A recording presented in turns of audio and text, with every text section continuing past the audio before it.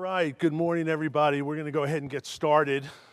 We're going to talk today about my two favorite subjects, marijuana and money. And those of you that don't have enough of the latter, but have a lot of the former, I'm going to go ahead and give you some great information on how you can even up that scale. So first, by a show of hands, just so I want to make sure you guys went into the right room here, how many people are in business currently? And how many of those people are looking to raise money or need money for equipment, working capital, real estate? Great. Well, you've come to the right place. I'm going to give you the best 40 minutes that I have right now. And what I'd like to do is I'd like to be able to get your attention, turn off your cell phones, give me just 40 minutes, and I guarantee you I will show you some things that nobody else is talking to you about. I'm going to give you some nuggets for those growers that want some nuggets of knowledge. And then for those of you that want to get a hold of me afterwards, I'm going to give you my contact information because this is what I do. I help growers and marijuana business owners obtain the capital that they need. All right? So let's start off with, anybody seen The Big Short movie a couple of years ago? Great movie, highly recommend it. If you want to understand what's going to happen here in the next few years, you know, history repeats itself. We're going in the same direction as we did in 05 and 06. Money is loosening up. It's becoming much more available. And the reason why I use this quote is because it ain't what you don't know that gets you in trouble. It's what you think you know for sure that does. And what I'd like you to do is set aside your preconceptions about lending, about bankers, about guys that wear suits and talk to you, and just give me the benefit of the doubt here because I've got the track record to prove it. We've already done $29 million in loans and equipment leases for the industry. We've been on Forbes magazine last month. I've been in Fox. I did an interview with Fox. So this is the real deal. This is not theory. This is not we're going to try to do something. This is we've done it. So I really like this quote here. The most difficult subjects can be explained even to the most slow-witted people, not that that's you, if you haven't formed any idea of them already. But the simplest thing cannot be made clear to the most intelligent man or woman if they firmly believe and persuaded that they know already without a shadow of a doubt. So just open up your mind here, give me the benefit of the doubt, and I'm going to show you what we've done and how we've done it. So let's start off with the 5 myths of lending, I think, that are out there. Myth number one is, how many people think you got to have collateral in order to get a loan? Not true. Now, it helps, but it's not necessarily true. How many think a startup can't get a loan? That used to be the prevailing wisdom. Not true. How about a startup has got to have a great business plan and a great team in order to get a loan? Now again, that helps. If you have a great team, if you have a great business plan, wow, you're ahead of the game. But you don't necessarily need that with the methods that I'm going to teach you on how you can get money for your business. Most people think you got to give up ownership or control. Not necessarily true. I'm going to show you a way not to have to do that. And then you have to have terrific financials. Now, terrific financials help. In this country, it helps to have more money than less money.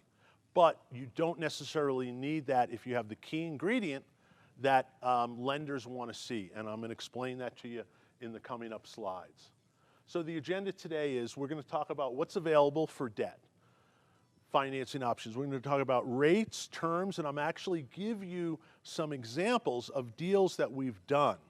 Funded, done, people are on their way, growing their businesses and making money. Startup financing is finally available. Oh my gosh, I can't tell you how happy I was. We started an experiment in February of this year with a new source, and we've done 16 deals totaling about $900,000 or so. Average loan size is about $76,000. Now we can go higher, but that's the average. Some have been as low as 20, some have been as much as 250. And we're going to talk about, as I said, examples of deals done and deals that have actually been completed. So the first thing is it starts with you. What do you want? Why are you here? Why are you getting into this federally illegal business at a time when it's unclear what the administration is going to do in terms of future policies, where it's certainly more risky than it was a year ago? Why are you here? You really need to sit down and ask yourself, why are you doing this? And what is your why? Why are you doing this right now? Is it to make a difference in the world because you've got a great plant and you've got the ability to help sick people with the particular strain that you grow? Is it just to earn an income? Is it because you love the plant? There is something very sexy about the marijuana plant, I have to tell you. I was at a dinner in Aspen with some investors and some borrowers or people that were looking for money, and in the goodie bag they gave us some seeds. And the last time that I had planted was back in the 80s, back in the old Acapulco Gold days, for those of you that are old enough to remember back then. And I said, you know what, I'm going to go ahead and put these in the dirt and just see what happens. Well, I got to tell you, those of you that grow every day, I could see why you fall in love with your girls. They are really, really fun to see them come up out of the ground and smell them. The smell is nice. Now that it's chilly outside, I get to smell it in the morning when I get up. But it's a beautiful plant, and I can understand those of you that love the plant because it is a gorgeous plant. Is it to create wealth for you and your family? A lot of people are into this because there's money to be made, or seemingly money to be made. In California, of course, the rules are not set, the taxation is not set, and so it's an interesting situation, let's put it this way, from a financing guy's perspective, when you're going in and asking for a couple $1 million to buy a building that's overpriced, to get equipment that may not be able to be used for anything else, and you don't know what the taxes are going to be, which is the biggest factor that you have, whether it's income taxes or state taxes or excise taxes or the other taxes. It's very interesting, time to get into the business. You have to be really brave. So, who is Dynamic Alternative Finance? I am Director of Business Development for them. We're a 3-year-old company in Inglewood, 100% focused on cannabis funding. That's all we do. I've arranged over $29 million in loans and equipment leases in the 3 years that we've been in existence. I've helped many large companies that you have heard of. Many are under NDA, but I'm going to show you a few that are not under NDA. We're now providing startup capital capital for startups. Those of you that are interested, that's a real live URL. You can go there and apply online, and can tell you in 2 days that you may be able to get up to $250,000. And if you have a partner, you can double that, or maybe even triple that if your partner has very, very good credit. I've created a program for credit unions and banks. I was on a webinar a week and a half ago with Sunday Seafried and Matt Cochran from Safe Harbor Services. For those of you that are not familiar with Safe Harbor, they're the bank, or they're the credit union that's banking 80% of the business here in Colorado. They do over $100 million a month and growing, and they finally had to stop taking new plant touching companies. They're going to work with ancillary companies to take their deposits, but they're no longer able to bring in plant touching companies, and they're going to start to refer those out. But there is banking available. I was amazed. I was listening to a webinar just yesterday where a guy said there's no banking available, and I know 8 banks that are taking deposits now. So you can get a bank account. Just don't watch the general news, because they don't know what they're talking about most of the time. And we've appeared on TV, in magazines, podcasts, and conferences throughout the US, and also I spoke in Toronto last year. So I was on Fox, San Francisco had me on the morning show for 6 minutes in February. I was on the Cannabis Show. Was lucky enough to be Ricardo Baca's last guest before he handed the show over to Jake Brown. It was quite a thrill. We were written up in Forbes magazine just last month talking about funding options for the industry because there previously haven't been options to borrow.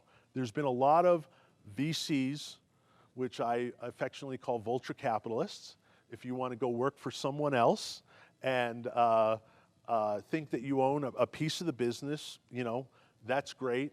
But if you want to control your own destiny, if you want to implement the ideas that you have, borrowing the money is going to allow you to stay in control.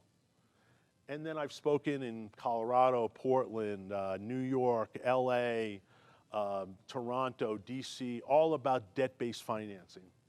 And that's a picture of me in Chicago at the Marijuana Business Daily Show a couple of years ago.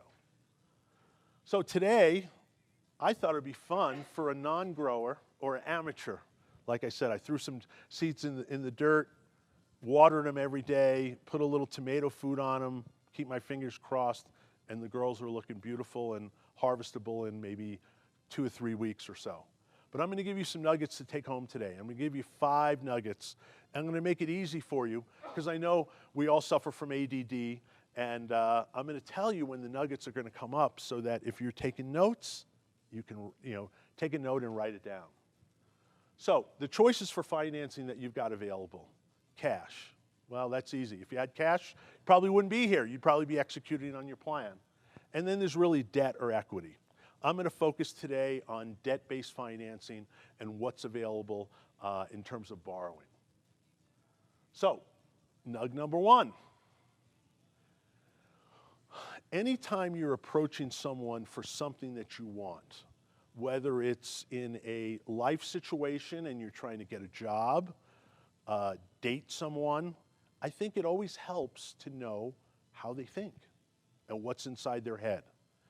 And today, right now, in this slide, we're going to talk about the differences between lenders and investors. And there are significant differences, and you should know who you're talking to right at the beginning. So it's just like if you meet someone and you're single and you're looking to connect up into a relationship, better to know if someone is looking just to date and for a good time, or they're really looking to get married and settle down. So this is going to be your sort of cheat sheet for that. So lenders. Lenders are looking for repayment within 30 days. They're not long-term. They're going to wait for 6 months, a year to build out. They don't want to get involved in the business. You know, lenders want to lend money, receive interest payments back. That's what they want. On time, interest payments are early, and you'll have a great relationship with them. They're not going to ask for a board seat. They're not going to tell you what to do or how to run the business. They don't want control because lenders are smart enough to know, we don't know all the things that you do. I walked into the last session, and I've been in the industry steadily since 2009. Did my first marijuana loan in 2009, and have been full-time since we went legal here in 2014. I was lost when this guy was talking about genomes and sexting, and well, maybe it wasn't sexting. Maybe that was just what I caught in my ear. Sex always kinds of perked me up a little bit here, but you know, the different asexing, I think, is what he was talking about in terms of the plants. Man, you know, how can a banker, how can a financial guy know about all this stuff? They don't. You know, they see something on TV and they say, hey, I heard that LED lights are all the rage. Why are you not, you know, using LED lights? Why are you using, you know, double-ended HPSs? So the other difference is that lenders are going to ask for a personal guarantee. And the reason why they want a personal guarantee is this is a tough business. It is not easy. I've seen a lot of very smart people, very well-intentioned, fail or had to sell out. It's tough. They want to know that you're going to hang in there through the difficult times, through the changes in regulations, through the changes in the administration, that their money is going to be returned to them with interest. That's what they want. And they're not going to exercise control. They're not going to sit on your board. They look for slow and steady returns. When a lender lends And let's just pull a number out of the air. Let's say a lender's lending at 12%. Their cost of funds is probably 6 to 7% just cost, just to get it from someone else. Because it's very rare that you're going to meet a person that actually is writing the check out. You're almost always going to meet an intermediary because the guy that's got the money is sitting back waiting for people like me to send him deals or other people. So you're rarely going to meet Warren Buffett if he was going to get into the business that has the checkbook. It's always going to be an intermediary. And so it always costs money for a lender to acquire that capital that he personally guarantees, by the way, with all of his assets, to then lend to you. That's how the game works, okay? Nugget 1.5. So a lender's looking to hit many singles. An investor, on the other hand, he's willing to wait for revenue. He's willing to be a little bit more patient. Startups are okay with them because they want to get that value. They want control, though. Generally, financial people, if you haven't discovered this yet, are control freaks. They want to know everything. They want to know, I see a smile, a couple of smiles back there. They want to have reports. They want to understand the things that they don't even understand what they're asking for, but they think they need to ask the questions of you so that their investment is watched over and protected. They want a board seat. Generally, they want to sit down and tell you or vet you and make sure that you're doing what they think you should be doing. Now, they're not going to ask for a personal guarantee in most cases, but they're looking for a 20x or larger return. And that number has increased. I talked to many peers in the industry, and many of them are investors or vulture capitalists, and it used to be 10x return. Now, because of the risk, they want 20x or more. So figure if you're looking for a grow, to build out a grow, and it's going to cost you $1 million, if they can't see that they're going to make 20 and have an exit strategy, which is the biggest challenge that you have with being a grow. What is the exit strategy? You know, you can't go public. Are you going to get bought out by someone else? Maybe. So the challenge that you have and the way that you need to think is when you're approaching an investor, different than a lender. Lender doesn't care about exit strategy at all. Lender doesn't care about you going public. Lender cares, are you going to make your next payment, and are you can continue to pay off that note that you signed for? Investors, they're interested in what's the exit, because they've put in $1 million, they want to get out 20, 10, 5 at the worst. So how do you deliver that to them? You can't deliver it through monthly returns. You can't deliver it through annual dividends or or distributions. It's got to be some sort of exit event. And that's the big challenge that growers have that many people don't realize is if you don't think like the other guy is on the other side of the table thinks, and you're not inside his head, you're not going to understand what motivates him. So you need an exit event in order to receive the investment back, and they're looking for a home run 2 out of every 10 investments. They figure that 2 are going to break even, 2 are going to make money, and 6 are going to completely flop. Even though they've done the vetting, even though they've done all the due diligence. So that's the reality of the situation, comparing lenders to investors. When you sit down with a money source, what you ought to do is you ought to have a set of questions. I actually wrote an article about, in MJIC magazine, you can Google me, articles about what do you do, what are the questions that you need to ask a investor, what do you need to ask someone when you sit down with them to understand where they're coming from. Almost like a first date. Understand where that person's coming from. You'll have a much better chance of having a happy ending.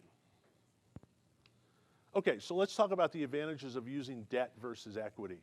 Number one, you keep 100% of the existing equity that you have when you use debt. It's much faster to obtain capital. Those of you that wrote down that URL, you could be approved by the time I finish speaking.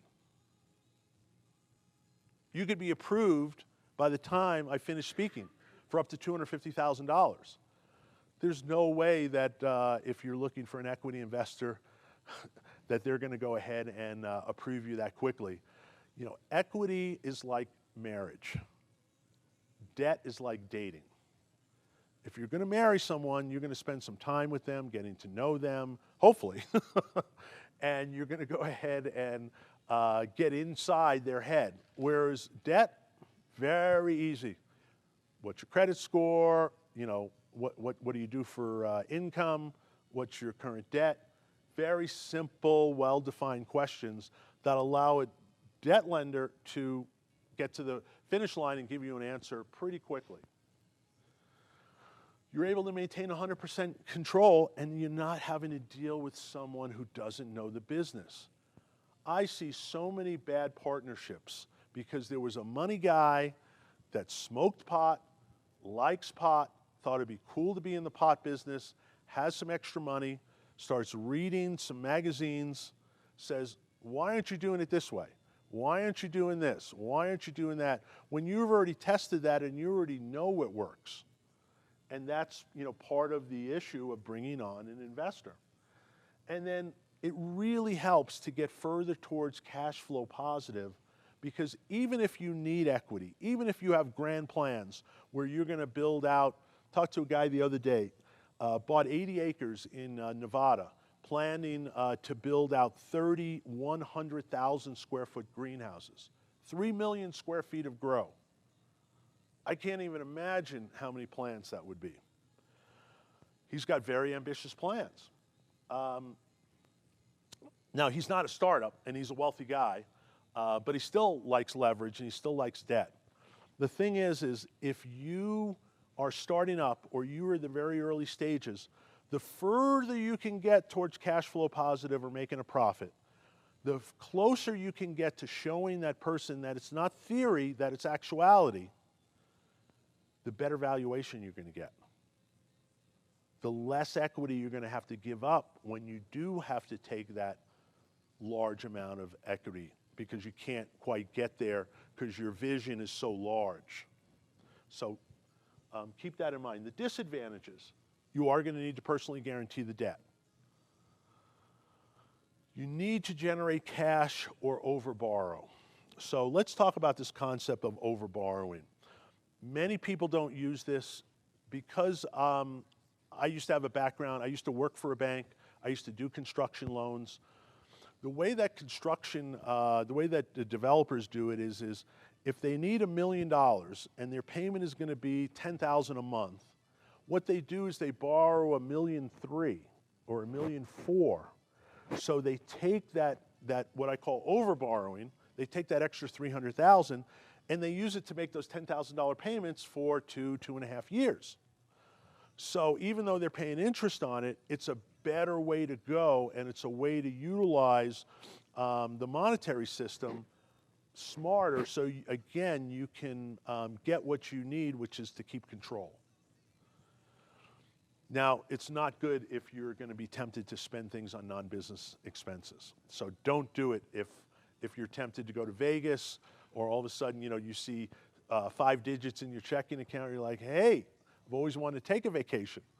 In fact, I spoke to a guy that I just got $50,000 for, and I said to him, I asked him, I said, so how's it going? You know, what did you end up spending the money on? He goes, well, you know, I spent some, and I just, you know, came back from my honeymoon. I said, no, I don't want to hear that, okay? That's not something you want to tell your financial source. What you want to tell them is I spent it on research, I put it into the ground, I bought equipment. Not that you used it for a nice honeymoon, especially when I wasn't invited, okay? So that's some of the advantages and some of the disadvantages on that. All right, so we're ready for Nug 2? Nug 2. We're going to talk about a case study. Now, anybody know Penn Simple? They're a canopy boulder company? Nobody? Okay, well, wow. So Penn Simple is a really neat company. What they do is that little device there, That device grinds, stores, and dispenses marijuana. They came out of the third class of Canopy Boulder. I had given a talk to them in April. I got a call from Brian in January saying, help, help. I don't have enough money to get to the finish line. What happened was he got a great review in, oh man, he told me, it was one of those Facebook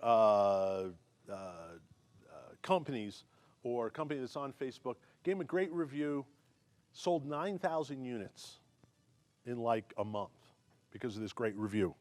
Thought he would be able to use the money they were sending him in order to fund that. So the story gets better here. So the problem was he brought in too many orders too quickly, which you would think, really? Is that a problem? Well, it's a problem when you're selling a device. I think he sells it for 79 bucks or so. Costs him probably 20 to make it. But you know, when you have, let's call it 10,000 because that's an easy number to multiply by, and you've got to, you know, spend 25 bucks plus to ship it plus. So by the time you're over here, you're you know, 30 bucks, 32 bucks or so. 10,000, you know, you do the math. You know, it's a lot of money. He didn't have $320,000 to lay out. PayPal froze his account because all of a sudden they said, this rush of orders coming in, must be something illegal. Let's stop it. Let's make sure that you know, this is legit. So the other challenge he had was he had no assets. He had no cash flow. So he was ineligible for purchase order financing, for accounts receivable financing, or even a cash advance. And of course, he had no assets other than his IP, you know, which isn't really you know, leverageable. So he came to me and said, Scott, you know, what can I do? So we decided to use 0% balance transfer credit cards. And next, we're going to hear directly from him what happened. Let's see, I think. There we go. All right.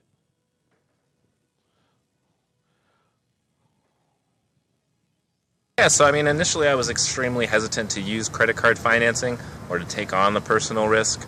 After talking with you and seeing sort of what benefits could come with it, checking out our equity and cap table and just seeing the pros and cons of it, I then sort of changed my tune and really went all in with the credit card investment.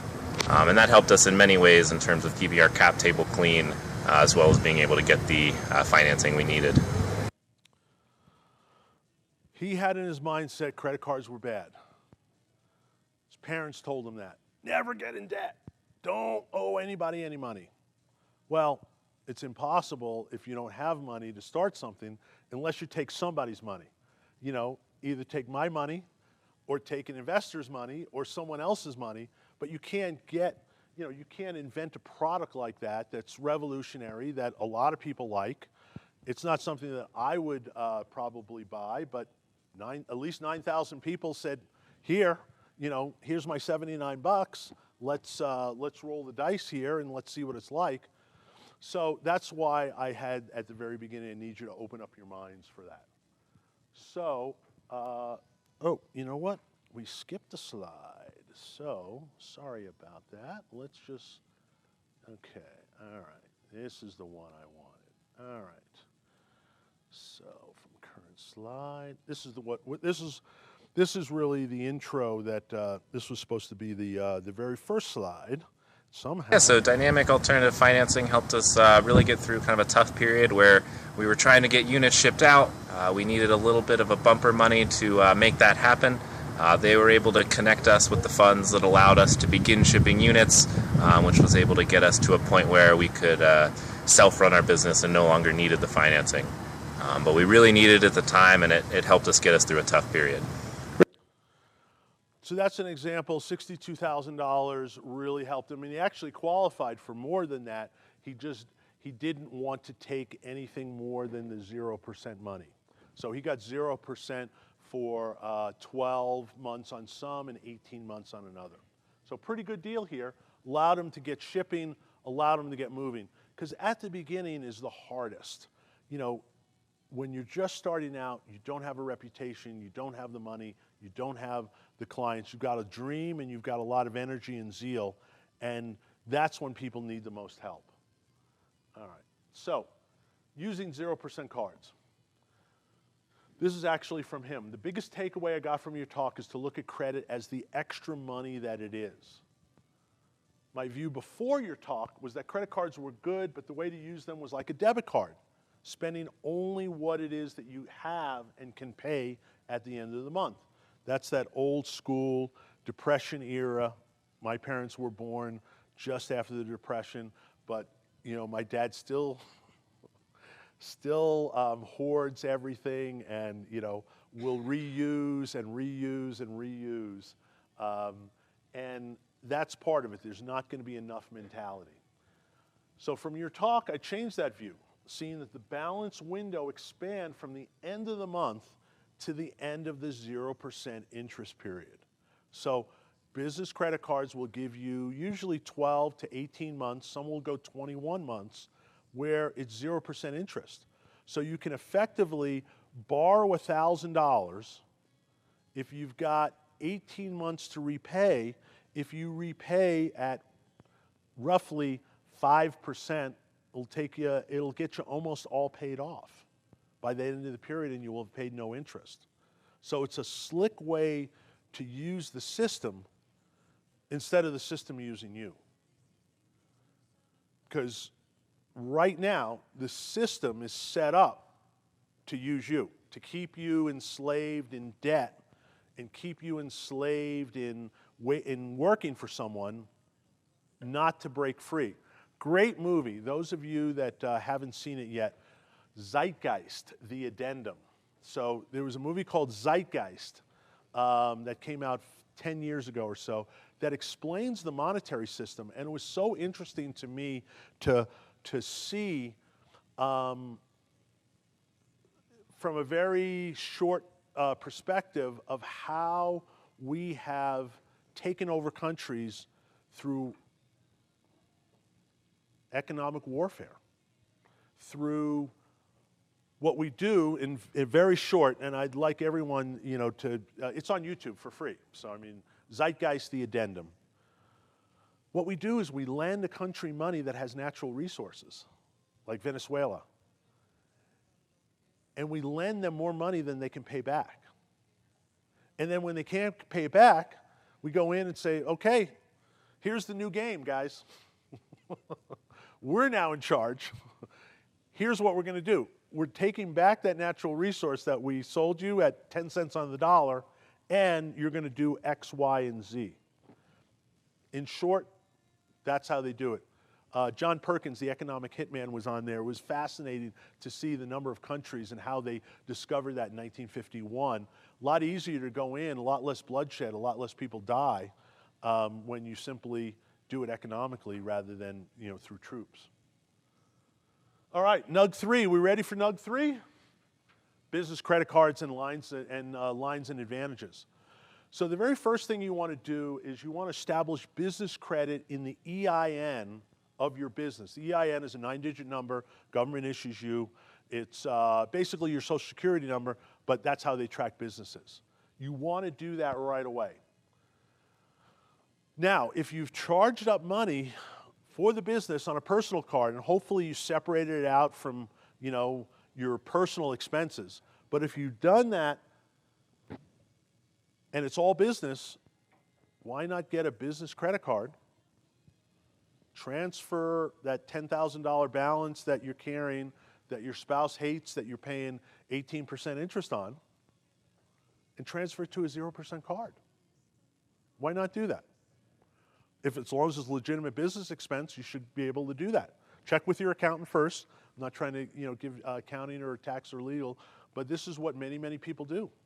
They get they have an EIN. They go ahead and put get a credit card in the EIN number and then transfer it over, and now it's a tax-deductible expense instead of not tax-deductible expense. Why not have Uncle Sam pick up his fair share? He doesn't do much else for us. Get a D&B number and a score established as soon as possible. That will enable you, the D&B or a Paydex score will enable you to start to borrow in the company name, and you start out small. What you do is you go to Home Depot. You go to Office Max, Office Depot. Go to the stores that want to sell you their product. Say, I want to apply in ABC LLC's name. Can I get credit? This guy, this crazy looking guy in this suit was telling me I should be able to get some store credit. That's how you start. You start with a $300 limit, a $1,000 limit. Pay early.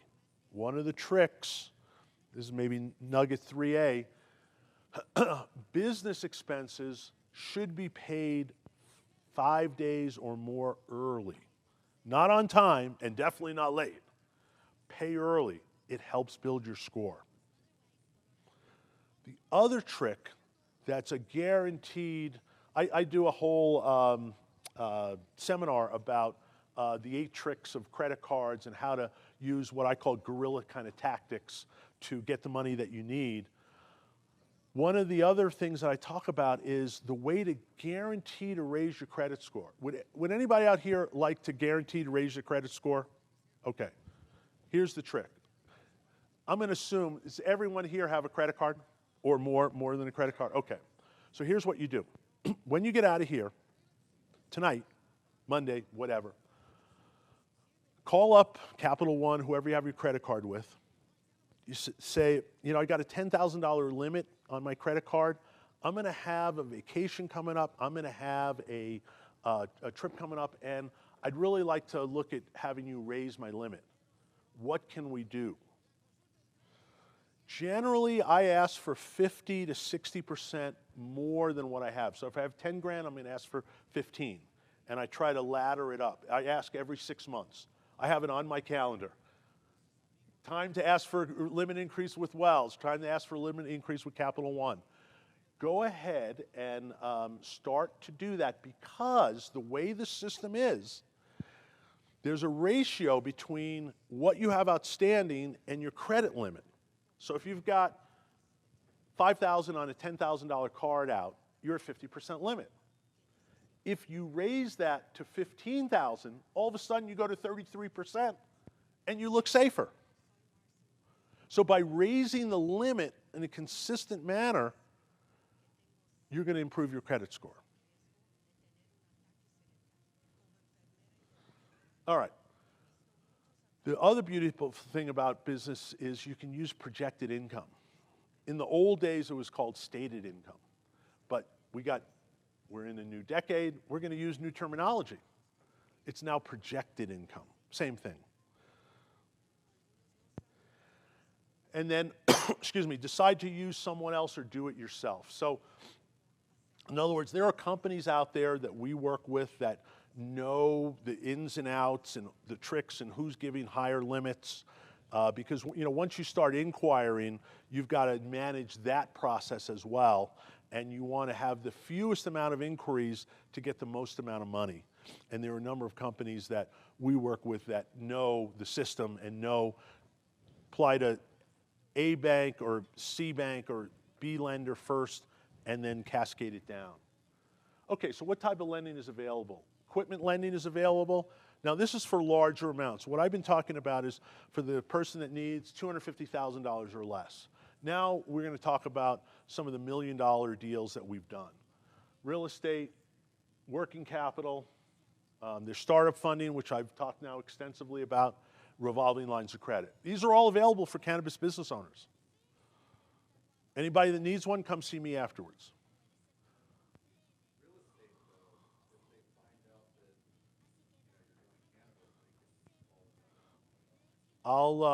That's only with federally chartered banks. We deal with private lenders, that's not a factor. So, nug number 4. What do you think about this one compared to the other ones? You like this? I like that too. All right, so unsecured debt. The key is you got to have a high credit score. You got to be 700 plus. If you're not 700 plus, you got to go ahead and get a credit partner or get your score up. Either or. That's the one caveat that you need. You can't have bad credit, no income, no job, and just an idea and expect to get money. So I say set up multiple credit cards with large limits. That's my trick. In 2005, I started a company called All Credit Lending Solutions, and I used these techniques to raise $275,000. I had a shoebox full of about 15 cards. Chase lent me like 5 cards. I had like $125,000 on, et cetera, et cetera. And it was a great way because what I would do is once I would charge a card up, I would then use the 0% balance transfer to move that money over and pay no interest and just pay a transfer fee, which was a beautiful thing. You want to look for someone with long 0% balance periods, low balance transfer fees, high cash advance percentage. Those are some of the keys to look for when you're considering that. And remember, if you need more than $250,000, you can use multiple people to get it. Why not offer a key employee some equity, some other benefit? If they have really high credit, they get the money, they lend it to the business. Boy, you're going to get more than an employee, you're going to get an owner and an owner mentality, which is a beautiful thing, considering the turnover rate in this business is higher than many businesses. Now, if you or your spouse is on a job, thinking about getting into the business or doing this part-time, here's what you need to do. What you need to do is you need to take advantage of the fact that you've got W-2 income, which banks love, and other people love, and other lenders love. And there are a number of, first place would be go to the bank and ask for a personal loan, home equity line, but there are also companies out there like Lending Club, Prosper, other companies like that will lend at a little higher than bank rates, but still reasonable. Usually they're 8 to 18% or so. Borrow the money before you need it. Just look at the interest expense as something that you've just got to pay if you're going to get into this business and you have a job, because you don't want to ask for a loan when you don't have a job and you don't have income. So that's what I suggest you do if you're in that situation. And what do you do with bad credit? Get a credit partner or fix it. Not that difficult. You can come up, you're creative enough to get into this business. You're forward enough thinking to see that, we're in the green rush right now. Get a credit partner, give them some benefit, whatever that needs to be. If they're borrowing at 0 and they're lending to you at 12, they're doing pretty good. All right, so for business, similar as personal. As I said, store lines, Home Depot, Visa, MasterCard. Establish credit in the business name. Establish accounts that report to Dun & Bradstreet. Always ask a lender, do they report to Dun & Bradstreet? That's the FICO for businesses.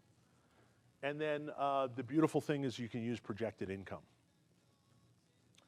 And then, if you can have one business, you can have 2 businesses, 3 businesses, 4 businesses. Why not chain them together and get creative? Again, when you don't come from money, which I don't come from money, you gotta apply creativity and you gotta think outside of the box and you gotta use different tactics. This is my 25 plus years in the business world boiled down to, 35 minutes. So I'm giving you the very best of the best that I have here. Anybody getting anything out of this, by the way? Any new ideas? Any light bulbs going on? Some light bulbs going on? Good, good. Always like to see if I'm connecting with the audience here and I'm getting the high sign here that I need to hurry up. So let's get started on the path to success. There's 3 things you need to do. You need to plan, you need to prepare, and you need to present to the right people. Now this is for larger loans. Credit cards, boom. You can sit down, call me up, we'll connect you up with someone, or you can do it on your own. Obviously, everybody has applied for credit cards, can do it on their own. So this is the NUG 5 here. All right, plan, prepare, and present. First thing is you want to gather your documents, and the next slide is going to tell you what documents you need to gather. You need to put together your package.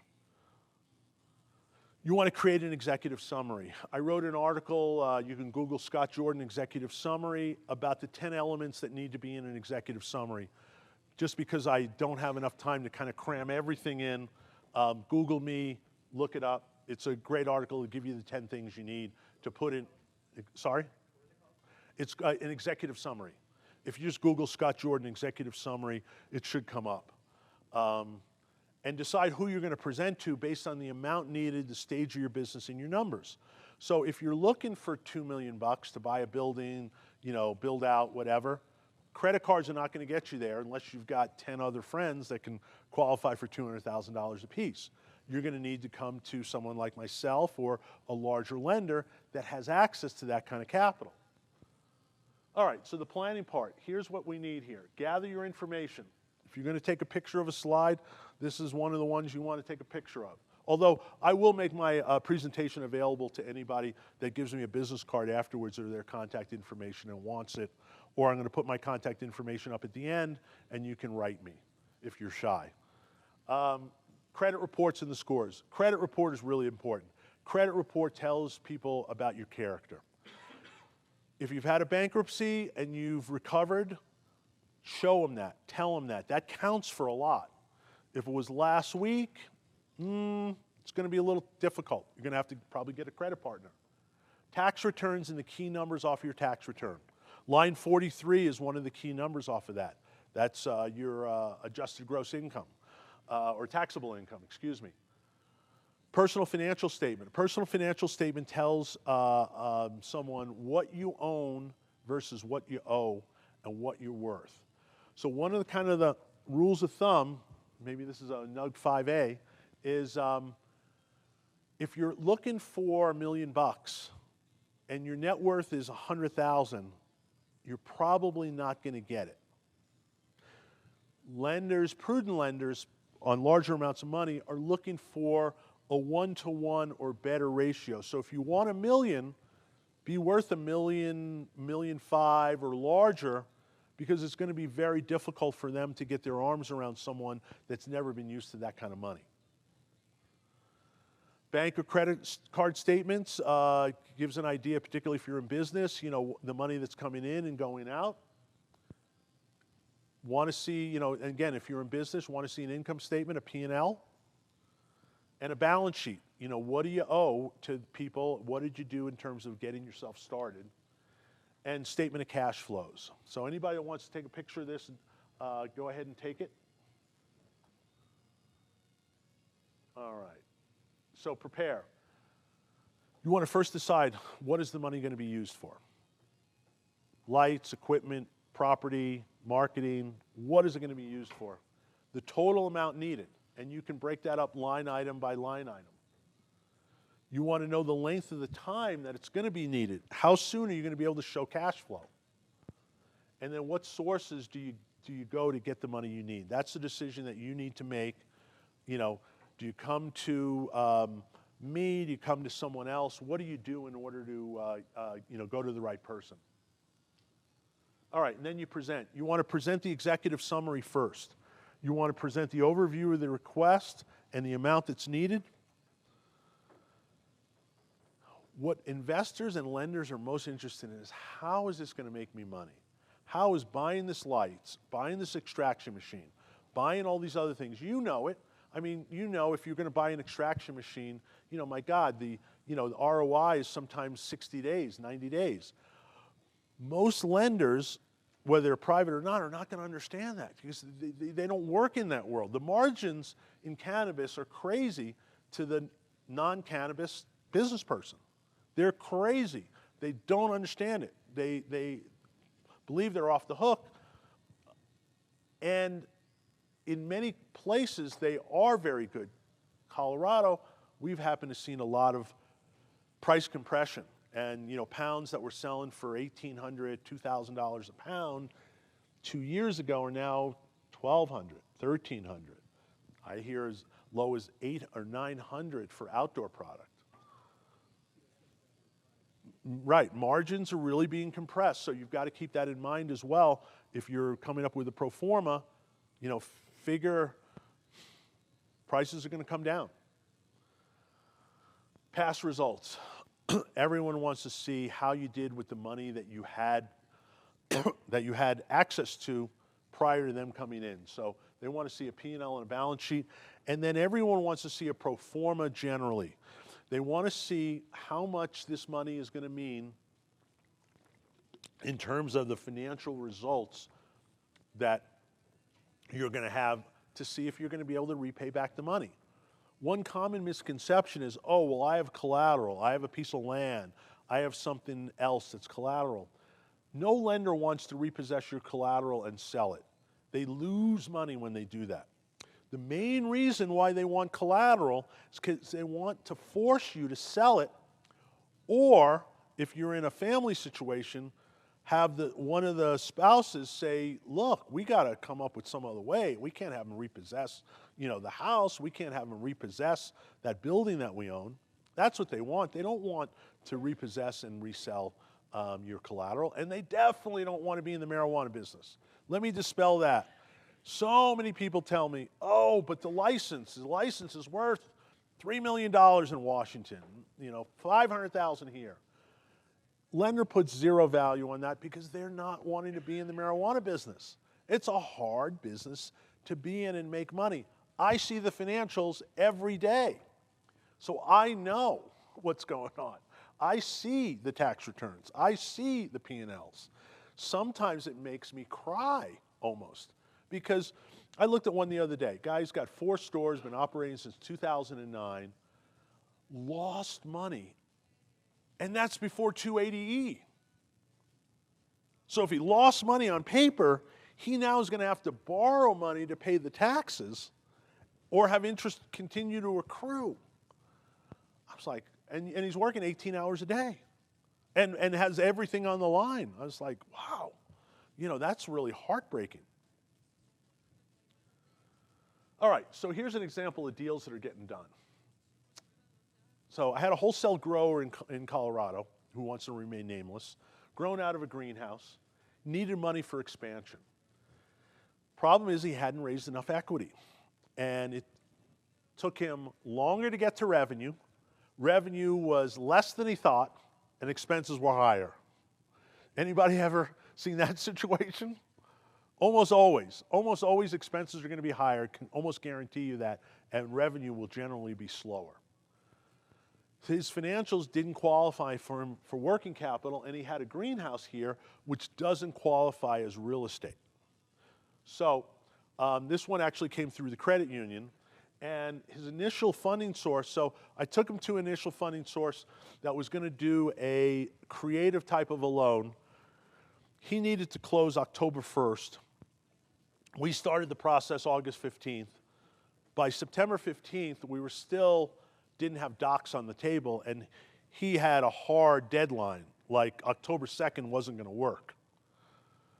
So he came to me and he said, Scott, can we change horses? Do you have anybody that can do it faster? I said, well, this was my least expensive source.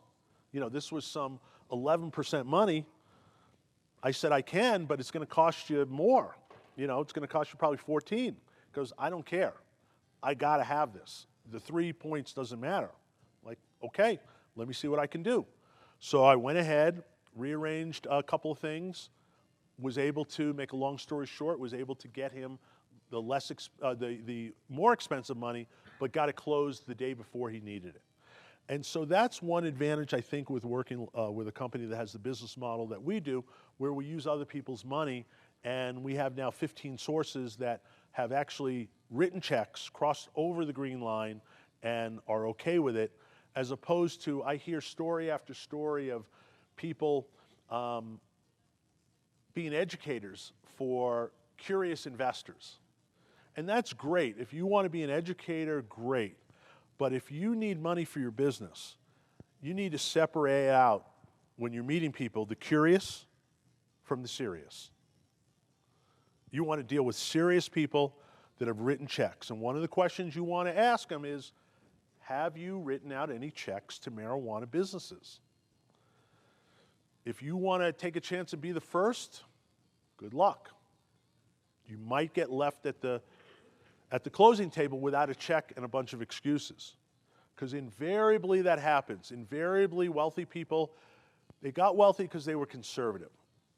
Conservative people, they love the return, they hate the risk. And, you know, with the administration we have in today, tweet could come out tomorrow, and all of a sudden it could be a different ballgame. Or he read something that he interpreted. You know, Jeff Sessions came out with something, you know, this week saying that he can't promise that he won't look at prosecuting marijuana businesses. So it always sends a little shiver down investors' spines when that happens. So Spark is a collective up in San Francisco. They were the third customer that we had.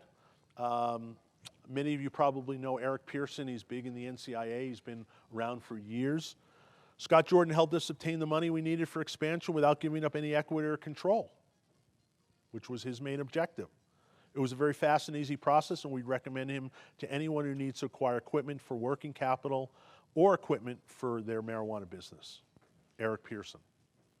So what we did for them was, they're a collective, they were vertically integrated, which I think is really the way to go. I don't understand Washington, where they think that it's better to separate the three types of licenses. I think it's better if you're selling product to know what nutrients you put in the soil, how you went ahead and harvested it. I just think it's a smarter way to go. He wanted to expand his cultivation from 10 to 25,000 square feet. He needed $430,000 in equipment financing in order to do that for his grow. And it allowed him to stop buying wholesale and increase the profitability and the efficiency in the grow. So we got a couple of benefits from it. So in summary, and then I'm going to open it up for questions. So get your questions ready. Private money is available. What you need to do is you need to plan, prepare, and present. And I suggest expanding through debt rather than giving away equity to maintain control and to keep more money in your pocket, particularly when you sell. I think there's going to be enormous opportunities for grows to get gobbled up and rolled up and consolidated, particularly if we change from a state-by-state to a nationwide legal framework. I think there'll be tremendous opportunities in CBD and hemp. And so if your plan is to start something small and grow it up and sell it, use debt and keep 100% of your equity. And with that, this is my contact information. Please go ahead and take that down, and I'm going to go ahead and take the first question. Yes. By the way, before I take that, so did anybody pick up anything here? Raise your hand. Yeah? Did you guys enjoy that? Good. It's the first time that I've been able to speak for this long. Generally, I'm only 15 minutes, and I've been talking. Oh my God, I've been talking almost an hour. So time goes by fast when it's fun. So yes, sir. All right. Well, thank you very much. Enjoy your lunch.